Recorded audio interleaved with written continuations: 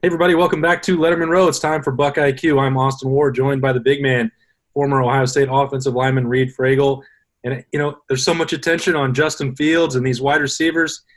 I know it's time for you. You're antsy to get going and talk about the way these big guys up front have played.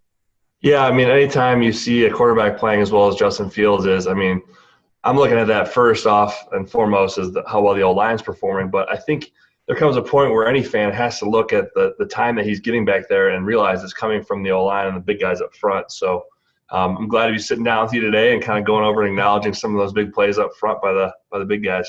I mean, even Stoney got on here to talk about the tight ends already this year, so it's overdue probably for the offensive line. Nicholas Petit-Frere, I think Pro Football Focus had he and Thayer Munford with one pressure allowed so far through 3 games. Gives you a pretty good idea of how well Thayer's playing now that he's fully healthy, and Nick now that he's had a chance to really, be that starter and head into year 3 with some momentum. Yeah, I think it's just I remember talking about him. I think it was a year or 2 ago. You and I sat down and broke down his film, and it's really awesome to see him really pan out the way that you and I talked about those a year or 2 ago back, that he's now molding into that player that we thought he could, and to see him excel at this level during this big of a season, I think is just incredible. What is it that happens for a right tackle when the light comes on and they're ready to be, a starter for the Buckeyes? It's probably hard to put your finger on it. How does that – is it a mindset? Is it just the physical ability? What clicks? Well, I think back to my time, my senior year competing with Taylor Decker, and there's that moment where that it's going to be your starting job to lose week 1. And that feeling is incredible because up until that point where you realize, this is your job, you're competing every day in and day out with the guy behind you, not really knowing if it's your job. And that's the way they want you to feel, honestly. They don't want you to feel complacent or content. So when there's that moment that it's yours to lose heading into week 1, it's just a huge relief, I guess, a weight off your shoulders, so to speak, but not necessarily that the pressure goes away because you still have that job to lose. But that moment that you kind of have your front 5, your starters, it's an incredible feeling, and one that I don't ever forget. I will never forget, but I'm sure Nick feels the same exact way. Yeah, and you talked about that. You still got to keep it for those 3 weeks. He's done that. He's getting those champion grades, playing well. The Buckeyes are undefeated, getting ready for Indiana on Saturday. Reid Fragel is going to break it down, that pass protection that's working for the Buckeyes. Let's roll the tape. All right, Reid, you take a look at this. In Ohio State, they want to be aggressive. They've got Justin Fields and these wide receivers. They want to throw down the field. But you can't do that unless you have time to throw. Yeah, I mean, this is just a perfect pocket here. A little bit of pressure inside late from left side there. But on the right side, looking at Nick and Wyatt, I mean, this is just all day one-on-one stuff here. You got, in my opinion, Wyatt Davis, the best guard in the country, and your inside help. You're going to feel pretty comfortable as a tackle, drop setting, and seeing that outside linebacker drop, knowing that it's you and Wyatt Davis on this one defensive end. You see Wyatt kind of look around, get a little bored here, like he's ready to saw some ribs. But, I mean, that's just one-on-one stuff like that. That happens every play. You're going to get home run shots like this if the wide receivers do their part. Yeah, that confidence that you talk about, you remember the guard next to you, the confidence that you get from that. It also helps if you can throw a little punch right here. Look at that. I know I've heard you talk about that a number of times. Like that's where you set the tone right there. Yeah, I mean, he's got his inside hand. He's got him with his initial punch. And then you feel Wyatt come in just to kind of secure that inside. He's got his eyes on outside of 13 there dropping. Once he feels that drop, he goes back inside, feels Wyatt there, and then he's able to just take him over himself.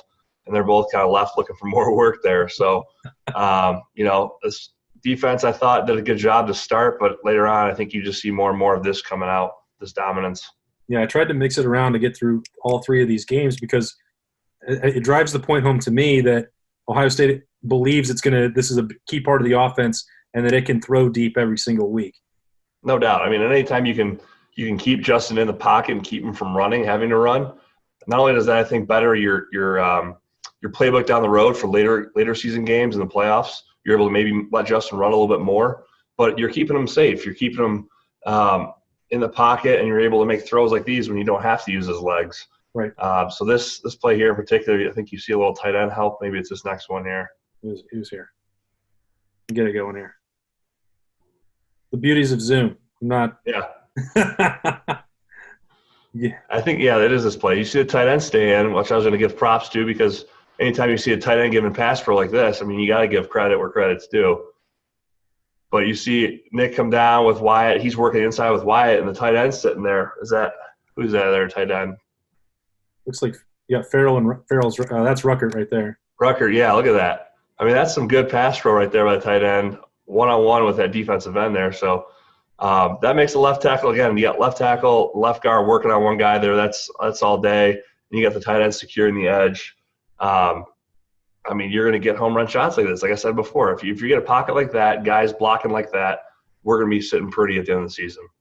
All right, so you've got an amateur like me. I'm trying to get my education from you over the years. I think, well, maybe Nick is about to get beat right here, and Justin gets the ball out, needs the help. Might be a technique thing. I don't know. You tell me, is this still effective? Sometimes you can let a guy through. Well, you're thinking, I think, the way this play is drawn up, as I'm guessing it is, you got the running back as help there. And it's not looking like he's looking to get out and get a pass or anything like that or a screen. So I think what you got a combination here of is Nick's kind of overplaying that running back help on the outside.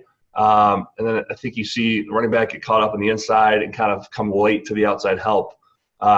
Whereas Petit-Frere, he's still athletic enough, though, to run him by. And then obviously you get that late help from Master Teague there. But sometimes that is where you're going to send them, right? That's if you know the plays. Yeah. Okay. You're going to run him by, like that. If that wasn't help right there on the outside from running back, you're still able to run him by as an athletic tackle. That's still a win in my book.